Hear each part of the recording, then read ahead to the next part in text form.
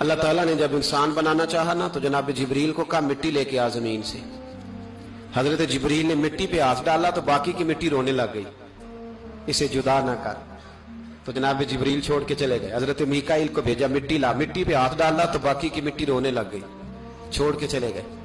جناب اسرائیل کو بھیجا, مٹی پہ ہاتھ ڈالا تو باقی کی رونے لگ گئی, چھوڑ کے نہ جاؤ. تو حضرت اسرائیل فرمانے لگے تیرا رونا دیکھو کہ رب کا حکم دیکھو. وہ لے گئے, جب پیش کی تو رب کریم نے فرمایا اسرائیل جان نکالنے کی ڈیوٹی بھی تیری, تو مٹی کو لے آنا, باقی مٹی روتی بھی رہے تو روتی رہے.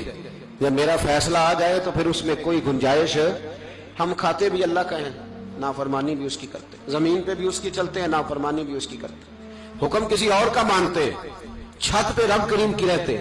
اس طرح نظام نہیں چلتا.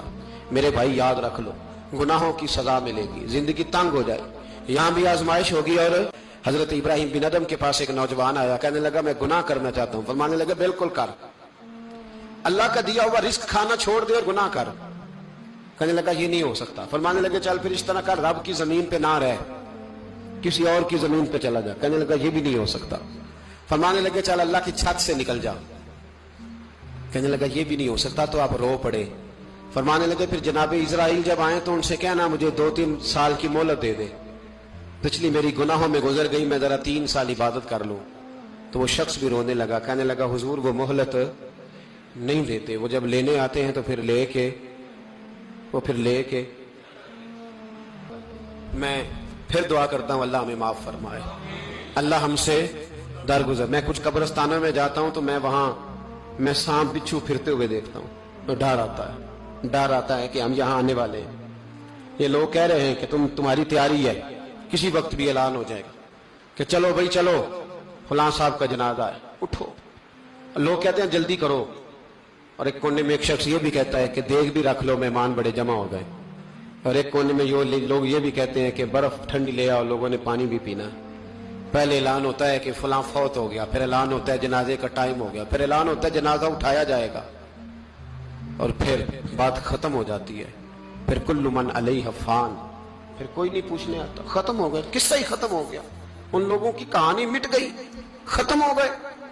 بڑے بڑے قد کلا, کوئی پوچھنے والا نہیں. موت کا راج ہے موت کا راج. موت راج کرتی ہے بس, اور کسی کا راج نہیں. وہ راج کرتی ہے, جدھر جاتی ہے اسی کا راج ہے, راج کر رہی ہے. تو حضرت مالک بن دینار کہتے ہیں قبرستان میں میں نے دیکھا, میں خواب دیکھتا ہوں, بڑا اژدہا, اس کے منہ کے اندر آگ, میرا پیچھا کر رہا ہے. کہتے میں خواب دیکھ رہا ہوں. میں دوڑا, لیکن وہ اژدہا جب میں دوڑا تو میرے آگے آ کے کھڑا ہو گیا. میں مشرق کو دوڑا تو وہاں بھی آ گیا, مغرب کو دوڑا تو وہاں بھی آ گیا. جناب مالک بن دینار کہتے ہیں ایک بوڑھا شخص کمزور مجھے بچانے آیا, پر اس اژدہا نے پھونک ماری تو وہ بوڑھا آدمی دور جا گرا. کہتے میں چیختا تھا, چلاتا تھا. ایک پہاڑی پہ میں بھاگا گیا تو وہاں مجھے میری بیٹی ملی, مجھے فوت ہو گئی. وہ اس اژدہے کے آگے اس نے یوں ہاتھ کیا تو اژدہا پیچھے بھاگ گیا. میں نے بیٹی کو گود میں اٹھایا, میں نے کہا بیٹی یہ کون تھا؟